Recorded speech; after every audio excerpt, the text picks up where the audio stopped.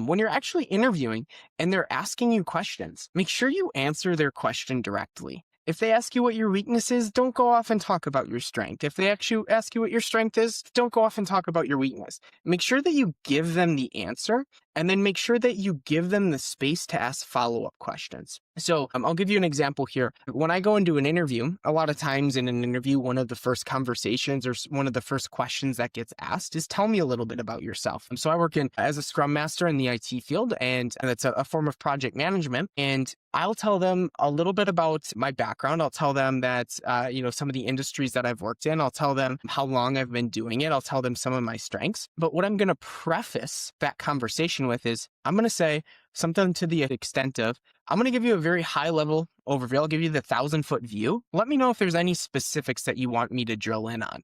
So then what that gives them the space to do is it gives them the space to ask me follow-up questions. And now I don't have to back myself in the corner and give a 10-minute long answer. I can share what I do in a minute, minute and a half, and I can then ask them, is there any specifics that you want me to drill in on, or did you want to move on to other questions? That really allows me to take control of the interview. It will allow you to take control of the interview. And then what it does is it shows really good communication skills. One thing you don't want to do in an interview is sometimes when people get nervous, they tend to ramble. So they'll say, tell me about yourself, and you ramble on for 10 minutes. You've lost the interviewer by that point. You want to say, I'll give you the 1,000-foot view. I'll give you the 10,000-foot view. And then if there's items that you want me to drill in on, I'm more than happy to do so. And so I'm always starting very high and then drilling in as they ask me.